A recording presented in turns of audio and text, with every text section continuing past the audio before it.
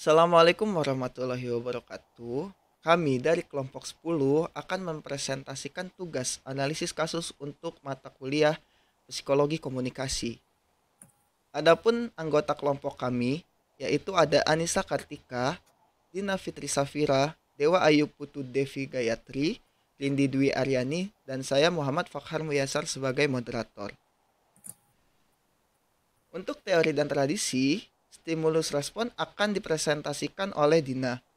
Untuk komunikasi politik akan disampaikan oleh Rindi. Untuk komunikasi persuasif akan disampaikan oleh Ica. Untuk komunikasi kelompok akan disampaikan oleh Dewa. Langsung saja menuju stimulus respon. Oke, stimulus respon merupakan model dasar komunikasi. Nah, model ini pengaruh disiplin psikologi, khususnya behaviorisme. Teori stimulus respon ini merupakan prinsip belajar sederhana yang di dalamnya itu menimbulkan efek reaksi terhadap stimulus tertentu. Dan karena itu dapat dipahami adanya korelasi antara pesan media dan reaksi audiens. Nah, melalui komunikasi secara verbal atau nonverbal, tanda-tanda dan simbol, maka akan muncul nih tindakan seseorang untuk memberikan respon atau tanggapan. Kayak contohnya tuh kalau ada orang lain nih yang melambaikan tangan ke kita. Nah, maka kan kita akan memberikan respon dengan cara melambaikan tangan juga atau dengan respon lain seperti senyum mungkin atau lebih ke hai kayak gitu.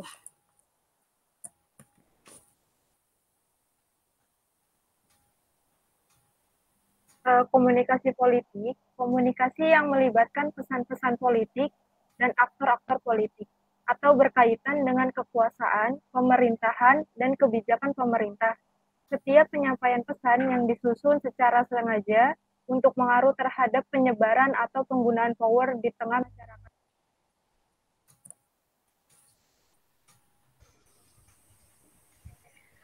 Komunikasi persuasif artinya bentuk komunikasi yang akan dilakukan menjadi ajakan atau persuasi agar komunikator mau bertindak sesuai dengan impian komunikator. Selain untuk memperkuat kegiatan komunikasi dan mempengaruhi orang lain, komunikasi persuasif bertujuan untuk memperkuat dan mengubah sikap komunikator. Yang keempat, komunikasi kelompok. Interaksi dan komunikasi yang terjadi antara 3 orang atau lebih untuk berbagi informasi, mengembangkan ide, atau memecahkan masalah, baik formal maupun informal. Komunikasi kelompok dapat berlangsung antara beberapa orang dalam satu kelompok kecil seperti dalam rapat, pertemuan, diskusi, dan sebagainya. Untuk kasusnya sendiri, kami mengambil tragedi kasus lumpur Lapindo, yang mana semburan lumpur Lapindo pada tanggal 29 Mei 2006 telah merugikan ribuan jiwa. Bagaimana tidak, lumpur panas itu menyembur ke daratan dan menggenangi sekitar 16 desa di Jawa Timur.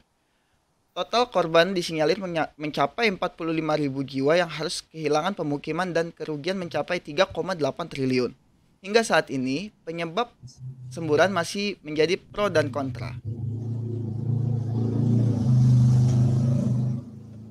Untuk hasil analitis akan kembali dibawakan oleh teman-teman kita.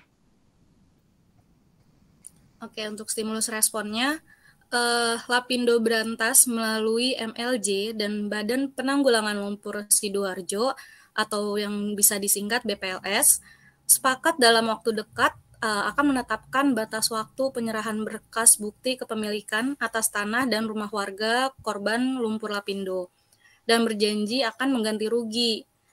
Nah, di sini warga memprotes karena mereka telah menandatangani berkas dan mendapat kwitansi, namun belum mendapat uang hingga lebih dari 1 minggu.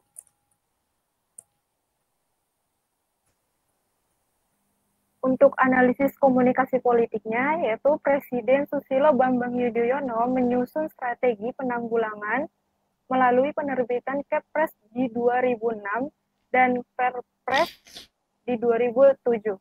Tapi hasilnya tidak maksimal karena semburan lumpur harian terus meningkat hingga 100.000 meter kubik di 2008. bahkan lumpur sampai menjalan ke jalan raya Porong di 2010.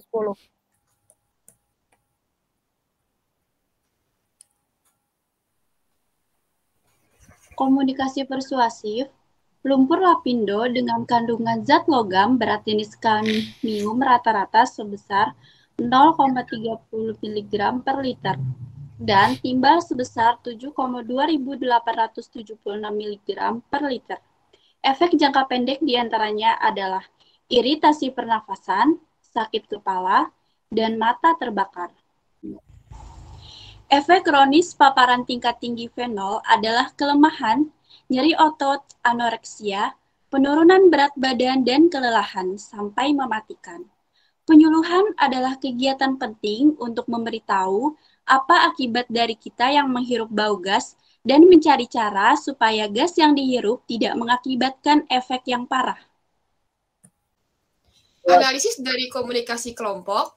Meski lumpur lapindo dinobatkan sebagai bencana metana terbesar di bumi, kegiatan blok berantas masih berjalan. Di tahun 2018, Kementerian ESDM memperpanjang kontrak bagi hasil dengan LBI selama 20 tahun.